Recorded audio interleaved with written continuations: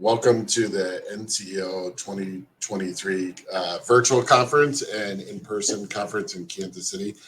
My name is Dan Markowitz, and we're going to be talking about rebalancing, account segregation, and early diversification. I'll give you a little background about myself here in a minute, but we'll do one quick housekeeping item. For CE requirements for the virtual platform, be sure you're signed into the virtual platform under your email you registered with. Fill out the 3 polling questions that will pop up, and then we do ask that you fill out the CE survey at the end of the presentation. So a little bit about myself. I'm with Boulay here in Minneapolis, and I lead our ESOP practice. I work with anywhere from 140 to 150 ESOPs on an annual basis, doing 3 levels of services. First is front-end feasibility and transaction consulting. Then audit and tax and oversee our third-party administration practice, and then a lot of ESOP sustainability and repurchase obligation studies. And today's topic really affects all 3 services that we work on. So with that, we'll get started. Today's agenda is we'll talk about what is repurchase obligation, make sure we have a good level set of what repurchase obligation is. Then we'll talk about distribution policy options. We'll talk a little bit about segregation and their options, why we would use segregation, a small case study that we'll walk through of a successful case study from a couple of years ago that used segregation, and then we'll talk about alternatives to segregation, and that's where we get into the rebalancing and some other things. So with that, so what is repurchase obligation? Repurchase obligation is the obligation to terminated or separated participants, retired participants, and the amount that's owed for their shares in the company. The repurchase obligation really comes up when a terminated participant is eligible to receive a distribution according to either the ESOP plan document or the distribution policy. There are a number of factors that lead to the repurchase obligation and the timing of the repurchase obligation. First is what that distribution policy is. So what's the timing of paying that distribution, the demographics of the participants in the plan. So every company has a different set of demographics. Some have younger employees, maybe you have older employees, maybe you have an evenly spread of ages. The other thing to keep in mind is diversifications and who is eligible for diversifications and who, what's your experience rate with diversifications? Have you had a lot of diversifications or have you had less? Stock price growth has a significant impact on repurchase obligations. So as that stock price continues to grow, hopefully over time, that repurchase obligation increases. In my eyes, repurchase obligation is just another form of debt. So when we talk with companies about repurchase obligation, we really talk about it as being another form of debt because it is an obligation of the company that is going to be funded by the company. And really the stock price growth is that interest rate on that debt. Timing of repurchase obligation. So if you're a newer ESOP, in the last couple of years, your repurchase obligation is usually really small because we're using typically longer loans to allocate shares to participants. But we have a number of mature ESOPs that will have significant repurchase obligation. And if you don't plan for it ahead of time, it can really put the company behind the 8 ball from a financial perspective. One of the things that drives repurchase obligation, and you'll hear in initial transactions, the idea around a benefit analysis to determine how long the internal loan between the company and the ESOP should be. So the longer that internal loan is, the less number of shares are allocated each year. So typically, if you have a 25-year internal loan in a new transaction, 1/25 of the shares are allocated each year by rule of thumb. If you have a 40-year loan, 1/40 shares are released each year. Some people ask me, well, why don't we do a 90, 95, 100 year? because it comes back to that benefit analysis. And so, from a Department of Labor perspective, we're really trying to show what is the benefit or percentage of compensation that we're providing to the employee each year. Growth of the company, the higher the growth rate, the higher the repurchase obligation.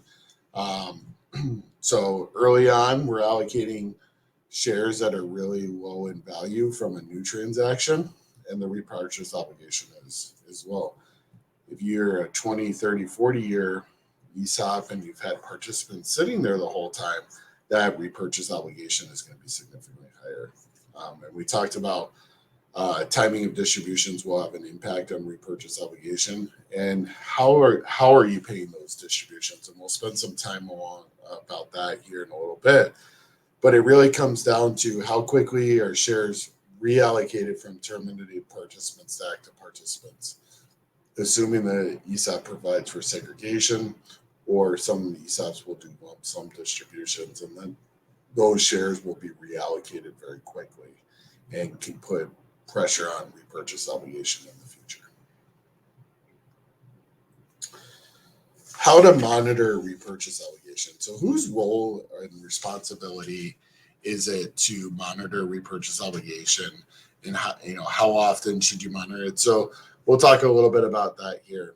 So really the repurchase obligation is the role of the management and board of directors to monitor the repurchase obligation and make sure that the company has the ability to pay for that repurchase obligation. And how do you determine what that RO looks like? So we use either a repurchase obligation study or a sustainability study. And there's really a distinct difference between a repurchase obligation study and a sustainability study. Repurchase obligation study really talks about what is the plan's requirement, or what's the plan's cash needs to pay future distributions. And so it's really coming at it from a plan perspective. However, what a repurchase obligation doesn't do is tell the company how are they going to fund that repurchase obligation. What are the options around funding that repurchase obligation, along with the other strategic initiatives of the company, paying off debt, working capital increases, fixed asset purchases, acquisitions. So the ESOP sustainability study really takes the repurchase obligation and then mirrors it with the company side of how the company is going to afford that repurchase obligation, or how to pay for it.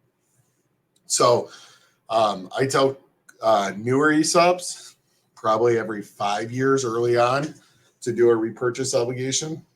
Probably don't necessarily need a sustainability study, but it's really the sustainability study are really the mature ESOPs that are 10, 15, 20 years into the ESOP journey and start having material RO that really needs to know what is that RO, but also how is the company going to pay for that RO. So that's the difference between those two studies.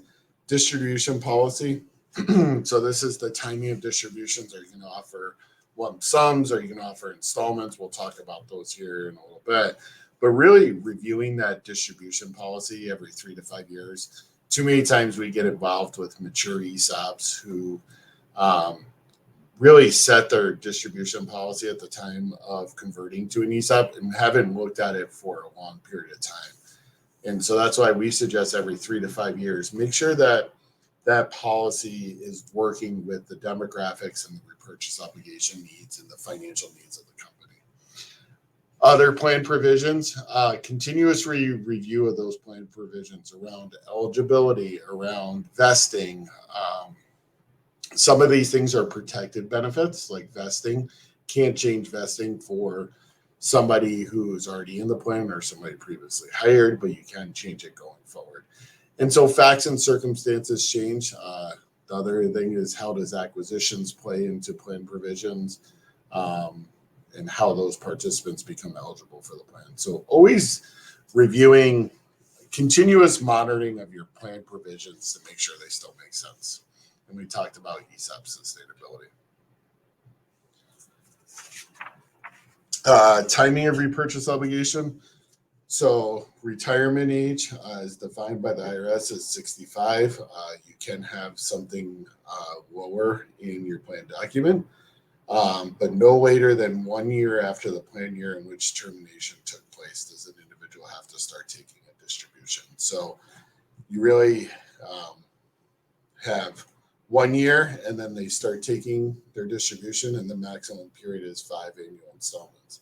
For somebody who's non-retirement age or death or disability, you can allow them to wait 5 years and then 5 annual installments. So it's a longer period, and it's really to protect the company from a run on the bank, which is ironic in today's banking world, but making sure that the company has enough cash to pay for that repurchase obligation. So if everybody could request immediate distribution, well, you would have a very similar issue potentially that you have with the banking crisis right now. And so this really protects the company for the long term. Diversifications. So diversifications come into play once somebody has 10 years of plan service. And I bring that up very importantly. It's not 10 years of service with the company. It's 10 years from when the ESOP was established and has hit age 55, and then they're eligible for diversifications. We sometimes see companies allow for in-service distributions. So somebody who may be 62 to 65 who's still working, but wants to take some chips off the table, wants to plan for diversification during retirement. And so some companies allow in-service distributions. We only have a couple that allow this. Typically, they have to terminate. But if you have somebody who's close to retirement, who's still a really good employee, and you want them to have access, you don't want them to terminate to get access to their money, we can use in-service distributions. The one thing I would remind people is that if you allow one person to take an in-service distribution, it would be anybody who meets those qualifications going forward. Method of repurchase. So we talked a little bit about this on the previous side. So there's a couple options. One is lump sum. The other option is installments over a period not to exceed 5 years. So with the retirements, they get 5 annual installments. With somebody who's not of retirement age, death, or disability, it's 5-year wait, 5 annual installments. Now, there is a protection for the company if there are larger account balances. So typically it's indexed to inflation, but just think if the account balance is over $1 million, you get to add an extra year to the installments, and then get to add another year for every $240,000, $250,000 increase up to a maximum of 5 years. So the maximum installment period would be 10 years, even if your account balance is over $2, $3, $4 million. Their other option is for the plan to distribute the shares out to the participant, and subject to the automatic put option, especially if you're 100% owned S Corp ESOP, or there is an automatic put option in your plan where the participant's required to put it back to the company to be redeemed. And it's really to protect that 100% status, so we don't end up with participants holding shares. The payment comes from the company rather than the ESOP. The biggest thing for people to remember is the effect it has on the current and future valuation. So if you are doing stock distribution and that's it will reduce the number of shares outstanding. And what will happen is if the company continues to grow in the future years, now we're taking that value and dividing it over the smaller number of shares. And it really can create have and have nots within the plan, because the people who hold the shares are seeing that appreciation. So funding options for repurchase obligation. Again, it's an obligation of the company. The question is, do you put cash in the ESOP, or does the company redeem, and the effect of that on valuation? Most of our ESOPs are, especially our younger ESOPs, are just putting cash in the ESOP. We'll talk about why you would do redemptions, maybe follow on with a relever. And so some of our mature ESOPs are doing a combination between cash in the ESOP and redemptions by the company. Another option is to use dividends or S Corp distributions or C Corp dividends. But the issue is you really got to monitor who's benefiting from those dividends. So dividends on allocated shares are based on share ownership. So that have not issue comes up again because the people who have the shares will participate in that dividend. Dividend on unallocated shares is allocated based on compensation that year, just like a contribution. There is the option to use what's called a 80-26 loan to the ESOP. We have seen more of this in the last couple of years, and it's a way for the company to fund distributions out to terminated participants or diversifications without making the decision whether they're going to do a contribution or a redemption. Now, the key is there's a couple things that you have to keep in mind is that this is a short-term loan, non-interest bearing, and really can't be outstanding for more than a year. And the other thing is we really don't want it outstanding over year ends. There are specific cases where sometimes it will stretch over plan year ends, but from an administrative perspective, it makes it very difficult because then you have to allocate the shares and debt on each participant statement. So from a communication perspective, it can be kind of difficult to explain why all of a sudden the participant has a negative debt balance on their account balance. So unlike a loan where you sell shares to the ESOP, you don't have to show that debt on participant statements. The 80-26 loan is a loan that needs to be reflected on the participant statements.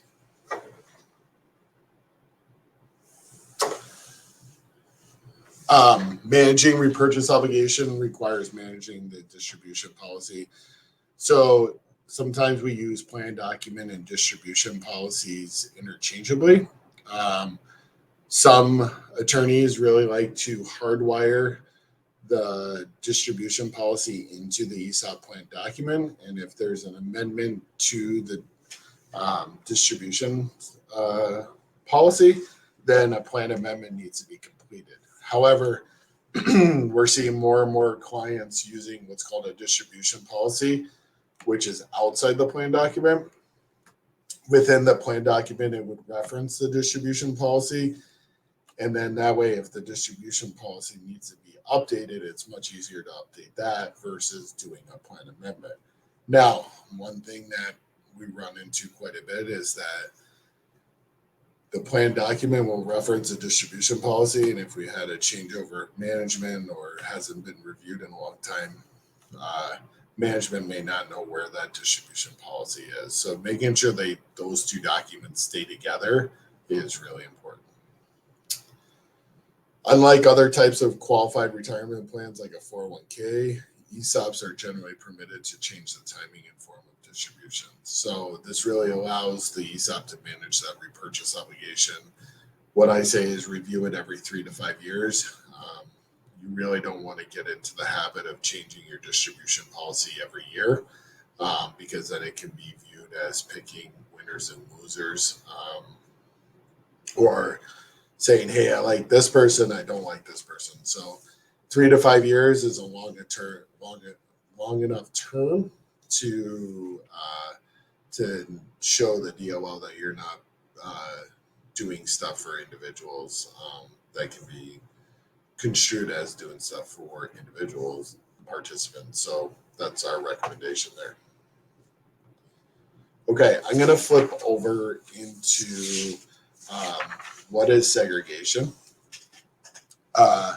Another term that you may hear of segregation is reshuffling. And so segregation is the method of using available cash in the ESOP to exchange shares of company stock. And so what it really means is anybody who's terminated You can't force somebody out of the ESOP who has an account balance over $5,000.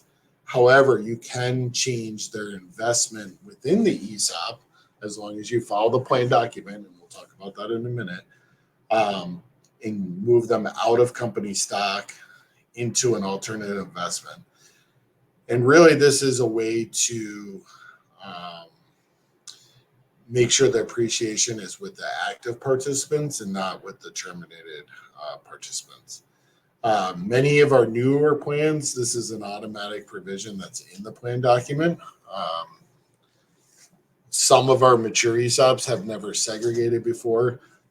It's relatively new over the last 5 to 7 years, so they may not have it in the plan document. When we get involved, we suggest that they add it. Doesn't mean you have to use it. Segregation really only comes into play when there's excess cash in the plan. It's a way to get more stock back in active participants and not dilute the ESOP. Particular form of investment is not a protected benefit. So that's the whole idea, that the participant doesn't have the ability to choose whether they're invested in company stock or a bond fund or a collective trust or what have you, that the trustee determines is the right investment, alternate investment within the plan.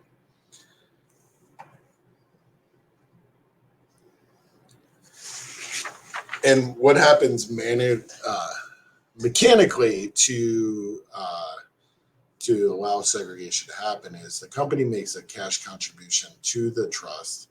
That cash contribution is allocated to participants based on compensation.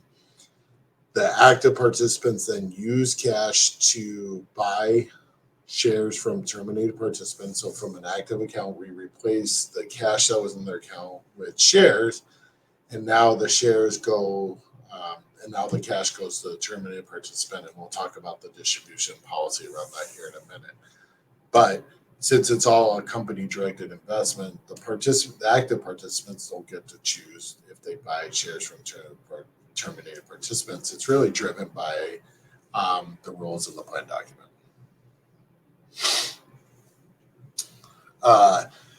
IRS has approved segregation. ESOP terms authorize such actions and have a definitive formula for determining how shares are segregated, how the price at which segregation will be determined, and whom the shares are allocated to. So the whole idea is that segregation has been approved by the IRS. It is something that's very common with our mature ESOPs. The biggest thing is it must be non-discriminatory. And so you can't favor your higher earners versus your lower earners, or your higher account balances versus your lower account balances. And we'll talk about the different methods to do segregation, but as long as it's deemed non-discriminatory, then we're okay. Plan administrator or fiduciary may not use discretion to pick and choose which accounts may be segregated. So if you have a participant who terminated, and then you have a participant who terminated but went and worked for a competitor, you can't choose to segregate the account balance of the person who went to work for a competitor and not segregate the other person. As long as you're following the prescribed method within the plan to segregate and the ordering of segregation, then you're okay. Must be adequately communicated to ESOP participants. So segregation is usually included in the summary plan description or the SPD that is provided to ESOP participants, and there's examples around how segregation works. The other thing is, for a mature ESOP who has not implemented segregation in the past and now is going to implement segregation, I think there really needs to be a communication from leadership to those two terminated participants to explain why we're going to segregate, how we're going to segregate, and why it's appropriate. And I think you want to get on the front side of those communications, because a terminated participant who's been sitting in shares is not going to be happy that they're segregated. So want to get out in front of that communication.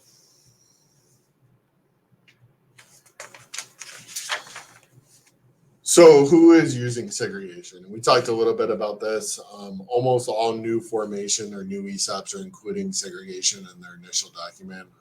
With all the new formations that we've done in the last couple of years, I can't think of one where we haven't included segregation in their plan document. And most of them are actively using segregation because typically post-transaction from a new formation, the stock price is really low. And we get a lot of appreciation in those early years. And so we don't want terminated participants to benefit from that appreciation. Mature ESOPs, like I said, if it's not in the plan document, they're adding segregation. They're starting to use segregation on a regular basis. However, it really ends up being a staged approach for segregation because usually the cash requirements for terminated participants can be very significant. And so the case study we're going to talk about here in a few minutes is a client of ours who had a mix of almost 50-50 of terminated participants to active participants, and there's no way in 1 year they could get enough cash into the plan or had enough cash on the balance sheet either to segregate all the terminated participants. So it's been an ongoing process over the last 7 years to continue to segregate terminated participants.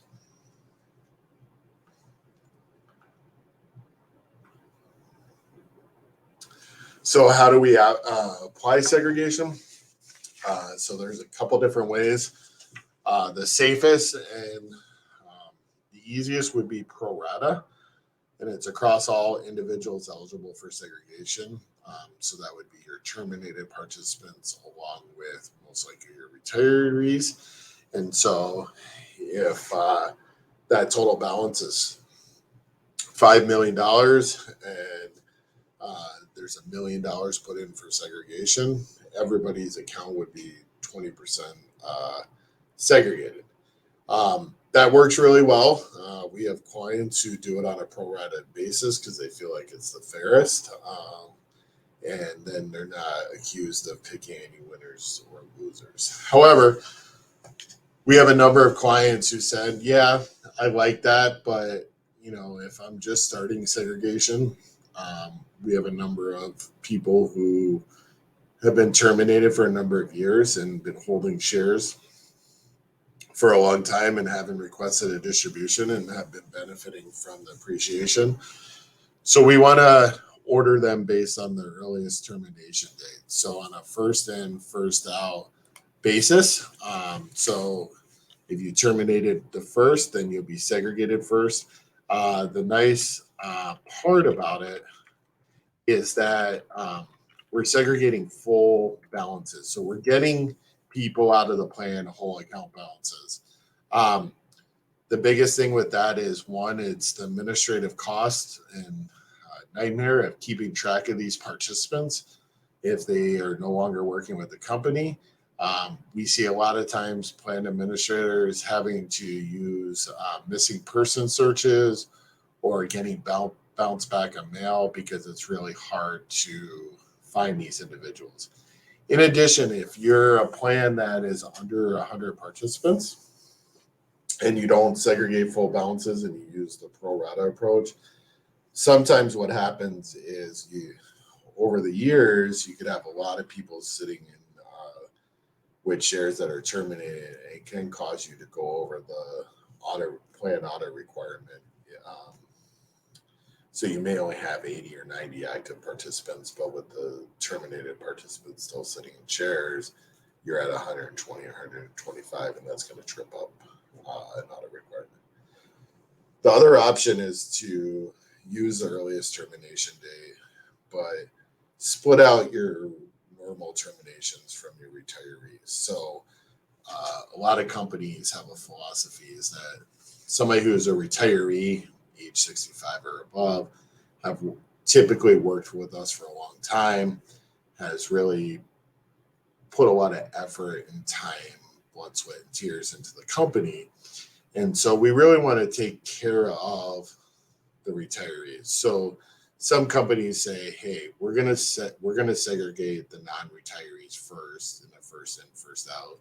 And then we're going to segregate the retirees by termination date.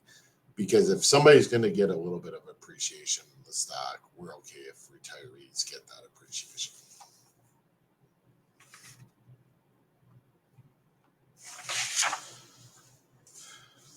So why do we recommend using segregation? So segregation of accounts prevents former employees from sharing future gains, especially if they're working at a competitor or they're working at a client. We don't want them to get the appreciation. On the flip side, and as we start hearing the talk about a recession, segregation of accounts protects former employees from sharing in future losses. And so we're fixing their liability by segregating or fixing their balance. And so they don't really, the loss would be a loss from a bond index fund or something like that.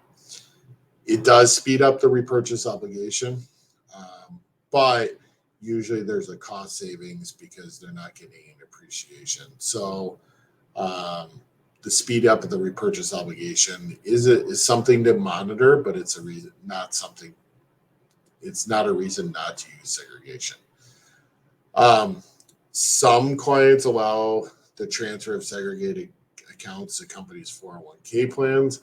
However, if it's a terminated participant who's been segregated, typically they've already taken their 401k plan distribution, because you can usually take that immediately.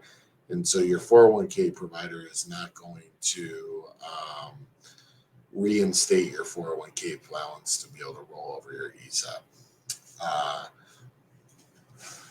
Or some clients allow for participant-directed funds within the ESOP of segregated accounts. I would say this is something that we see more with our mature ESOPs rather than our newer ESOPs, because now you have participant-directed funds and company-directed funds mixed in together, and that's usually can cause some issues.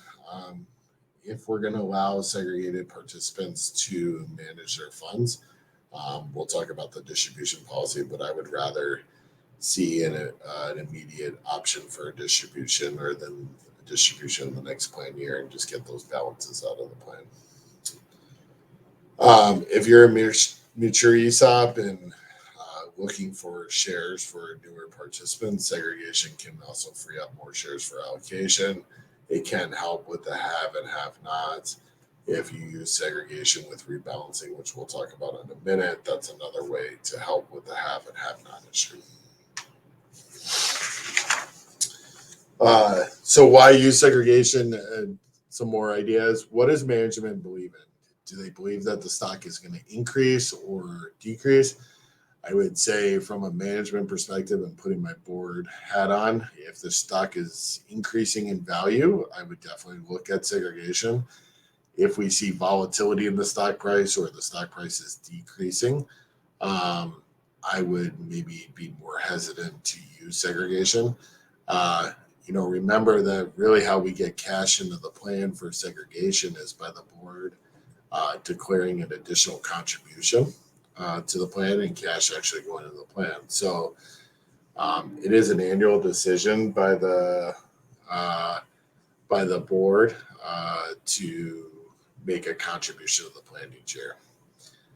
Who is benefiting? Active versus inactive participants. So it's a philosophical discussion about who do you want to benefit from the future share price growth. Do you want it sitting with your current employees who are putting in the effort and really driving the growth of the firm, or do you want it in your inactive participants who may be working at a competitor? Again, like I talked about earlier, repurchase obligation is just another form of debt. And so how fast is the stock appreciating? If the stock is appreciating at 20, 30, 40% a year, really view that as an interest rate that you're paying on that debt, because that liability will continue to increase. So just another way to think about repurchase obligation. So how do segregated accounts get distributed? There's a couple different ways. The most common and what we typically see is an immediate payout of segregated accounts. So typically, if we look at sitting here in 23, your plan administration is done as a 5/31/23. Your year end is 12/31. You want to segregate everybody who terminated during 23. You would probably put the cash in June, July for that segregation. It's not that the participant would be able to take a distribution in 23, but typically what we would see is that the distribution would happen in 2024 after that plan administration for 2023. So it's typically a year for that payout, or that they would have the ability to take their distribution. Use of existing distribution policy, which clearly outlines the segregation process. It's in the summary plan description. Ultimately, the trustee is responsible for managing plan assets. They have a fiduciary responsibility to the plan assets, and the segregated account becomes another plan asset. Do you use a pooled account versus participant directed investment? What we're seeing a lot of is a pooled account where it's in one or two or three investments. And then the income from that pool account is allocated pro rata based on everybody's segregated account balance. It's within the ESOP plan. Typically, the company and the trustee will work through an investment policy statement around those segregated funds. And really the idea is to preserve capital with a return on investment for the participants. So it's interesting. We're seeing more companies using CDs today for segregated funds if they're not going to allow for immediate distribution. Historically, we've seen a lot of like bond index funds that were used. However, more recently, those bond index funds aren't doing as well. And like I said, investment choices for the plan and the trustee is really subject to that investment policy. And usually they're conservative in nature because we're trying to preserve the capital of that account.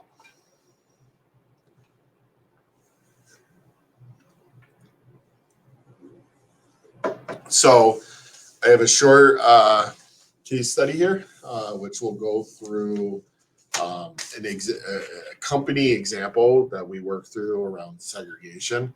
And you'll see how, fast forward to 2023, over the last 7 or 8 years, it's been widely successful. So back in 2002, 2009, back during the recession, the company had a rift where there was a split off of a significant group of high account balances, long-standing employees who went to go work for a competitor. And then post 2008, 2009, the company's stock price started growing, started doing well, and the group who went to go for work for competitors said, hey, we're not pulling out our money. And if you remember what I said earlier in the discussion is that you can't force somebody to take a distribution from the plan whose account balance is over $5,000. Well, in this case, some of these individuals had $500,000, $600,000, $700,000, $800,000 account balances. So fast forward to December 31st, 2015, when we got involved, 50% of the stock was allocated among terminated participants. So the first thing I would say is we had a communication issue here, and we had a messaging issue that we had current employees who were driving growth of the company who were rewarding individuals who were working at their competitor because they only held 50% of the stock. The distribution policy was a 5-year wait, 5 annual installments. Like I said, participants weren't requesting distributions, which was an issue. And the annual stock price growth from 2010 to 2015 was 15 to 30%. And so that's a pretty significant interest charge, like I said before. And so every year, this debt or this block of shares held by terminated participants would grow. And part of the reason that these individuals wouldn't request a distribution is they know they were getting a better return on their money from this company than investing it in the marketplace.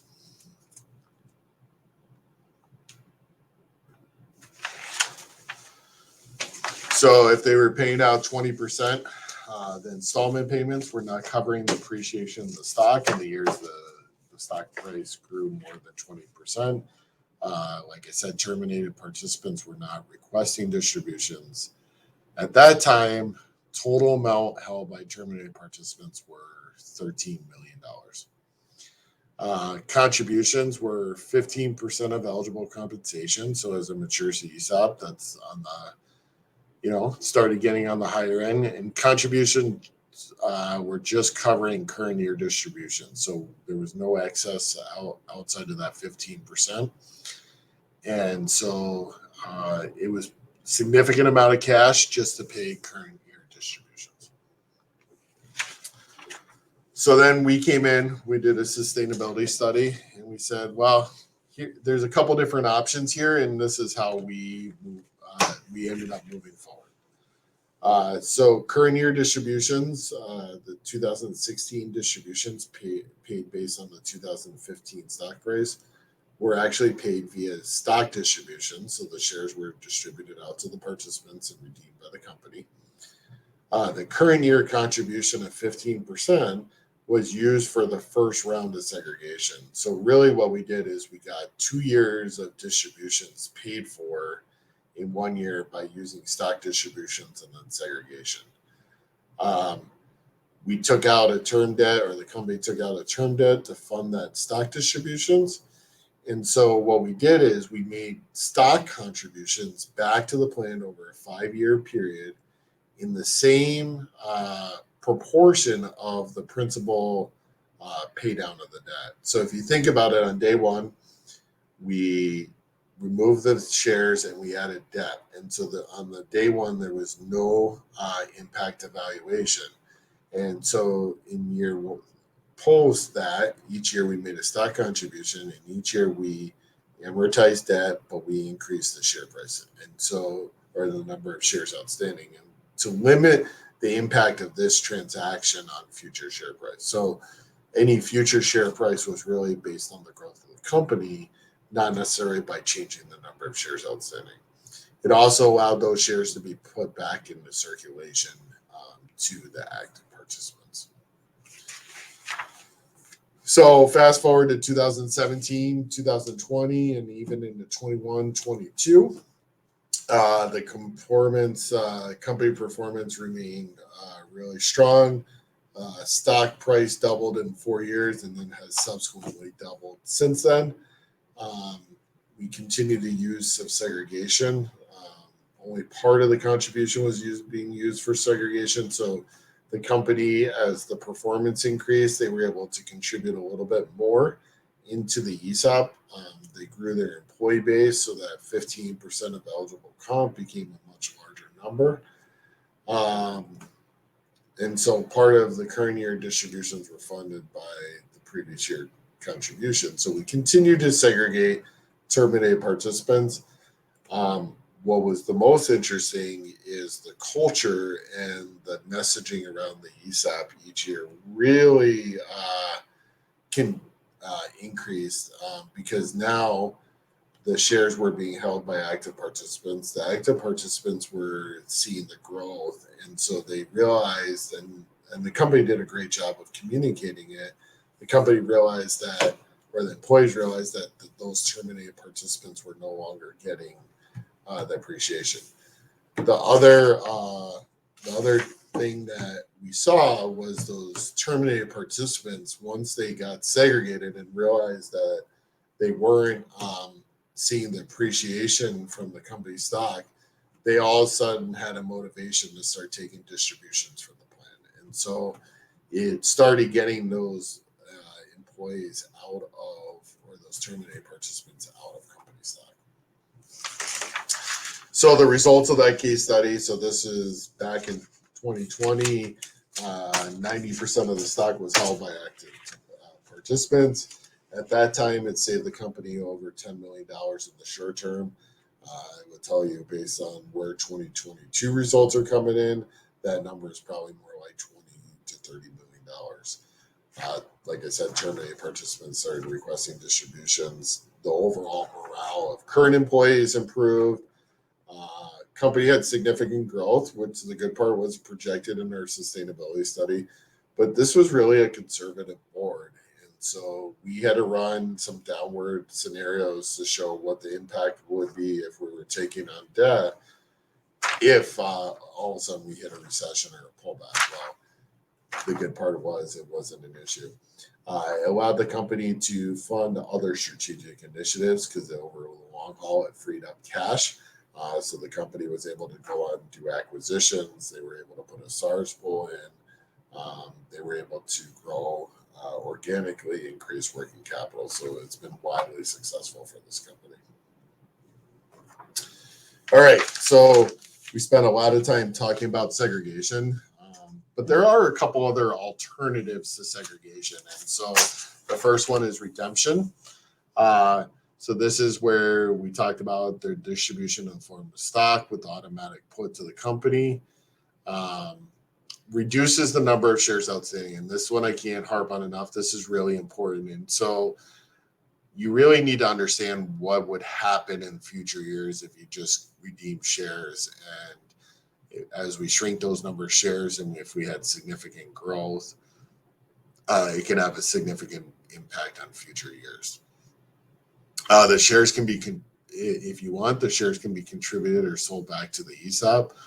First way was, like in the case study, is to do stock contributions, which is a board decision on an annual basis to contribute shares. So the board can declare a contribution, and it can either be a cash contribution or a stock distribution.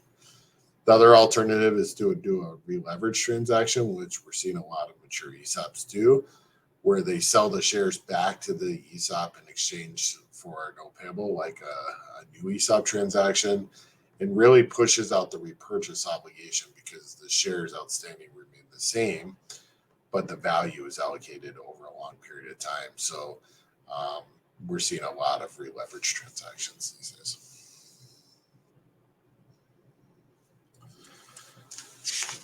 Early diversification. So the statutory requirement for diversification is to, when somebody has 10 years of planned service and reaches age 55, for the first 5 years, they're able to diversify 25% of the total shares that have ever been allocated to their account. It is a cumulative calculation, so it's not 25% each year. In year 6, you get to do 50%. Now, we do have clients who offer non-statutory diversifications in a growing company. This can, in a grow where the stock price is growing, you're basically prepaying repurchase obligation. Participants like it because they can diversify their retirement investments. It allows them to go invest those through an IRA account. One of the key things that we started to hear, especially in today's environment, is employees really like the ESOP account balance, but they want access to it sooner. And so this non-statutory diversification is a way for employees to get access to the money sooner without having to leave the organization to get it. It can recycle more shares to newer and younger employees because it's putting more shares in the recycling bucket than typically would be there. Some of the cons or negatives, it is an immediate cash need on the company. So depending on where your repurchase obligation is, it could increase the cash need pretty significantly. It does front load some repurchase obligation today, but if you're a growing company, maybe that's okay. It does reduce cash available for other strategic initiatives like acquisitions, maybe pay down of debt, increase in working capital, those type of things.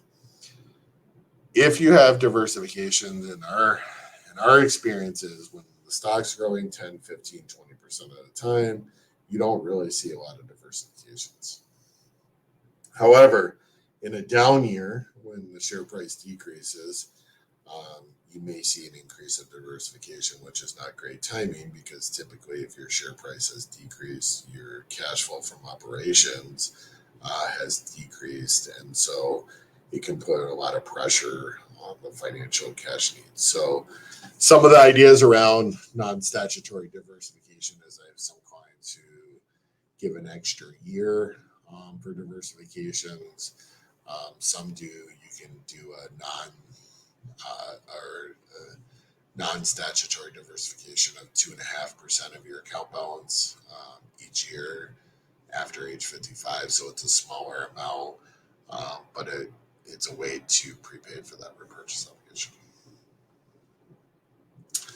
Rebalancing is an interesting one. I would say we don't see a lot of rebalancing. It's something we talk about with our clients. It really only works with newer ESOPs or ESOPs that have rebalancing in. It's really hard to put rebalancing in with mature ESOPs, and I'll talk about that in a minute. Really, what rebalancing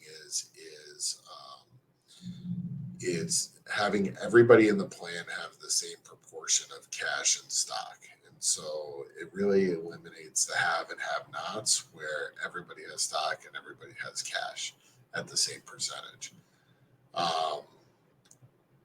It basically takes from the long-term employees for the benefit of newer employees. It does require cash contribution. So if your ESOP only has cash or stock in the plan, rebalancing is a non-issue because you need to have both cash and stock. Must be expressly provided for in the plan document. So this is not like a distribution policy. It does need to be hardwired in your plan document. For a mature ESOP, where you have large stockholders, it can be very difficult to implement rebalancing because now you're taking shares away from long-standing shareholders, and they may look at that negatively because they want to see their appreciation as they move into retirement. So I would say if it's a newer ESOP and you're thinking about putting rebalancing in the future, that works really well. But with a mature ESOP, it's just hard to implement rebalancing in the long term. The other thing is we don't see our ESOPs really holding a whole lot of cash. They're mostly invested in stock, and if they are holding cash, it's mainly with segregated accounts.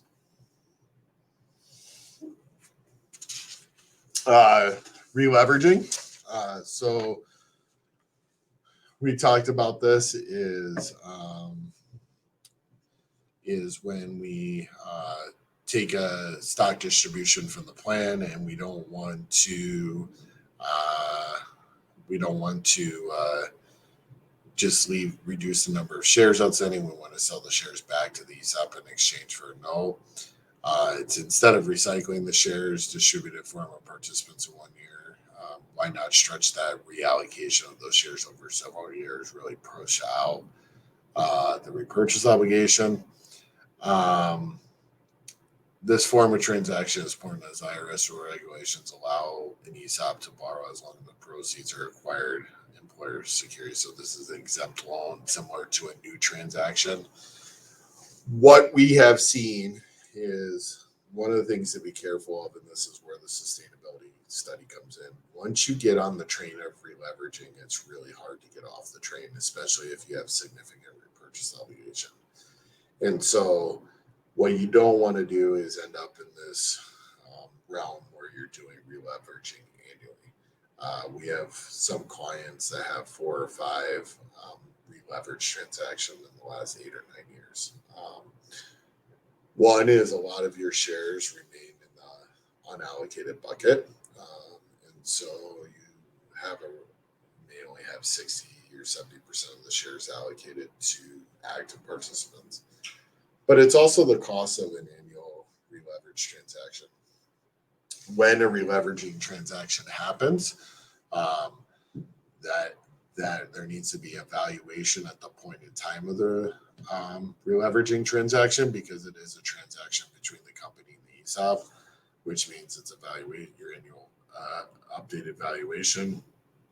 Your attorney's involved, your trustees involved, and so you could be at $50,000 to $70,000 to $75,000 pretty easily on a releveraging transaction. So most companies don't want to do that every year. What are some other options here for segregation? The first one is to provide for a one-time distribution window. And so if you have a block of terminated participants who are not requesting distributions, or they're in installments and you don't want to use segregation and you want to do a releveraging transaction, one option is to do a one-time distribution window to allow anybody who's terminated or retired to take a one-time distribution. So it's got to be non-discriminatory, which is the theme of all these things, is that this needs to be non-discriminatory. Can possibly be implemented as different diversification percentages for different age ranges. Again, it's around the discrimination piece and making sure that you're not benefiting towards higher earners. And so it really allows to take a big block of shares out at any given time. And then so since it's a distribution, it's not a redemption. You don't need a special valuation. It would just fall in your normal distribution cycle. Typically, the shares are distributed out to the participants. They're redeemed by the company. Typically, we see a follow-on re-leverage transaction as part of this one-time diversification window. Let's say you have $10 million block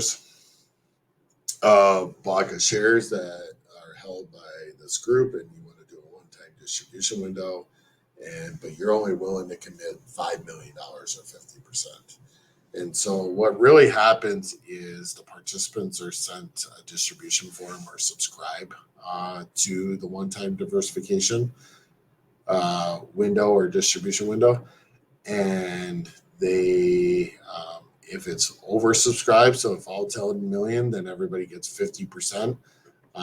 If it's at 7.5 million, then you get your proportion of 5 million to 7.5 million. So it's really a way to get a block of shares out that's usually then used with a follow-on re-leverage transaction. So as we've gone through this presentation, you have been able to chat with me with any questions. Feel free to look me up at the conference on the conference platform. If there's questions that come up after the time, you can find me through the NCO organization, and I'm more than happy to answer any questions that come up as you go through your day-to-day plan administration. I want to thank you for your time. Appreciate it. And if you have any questions, my contact information is here. I hope everybody enjoys the conference and has a great day.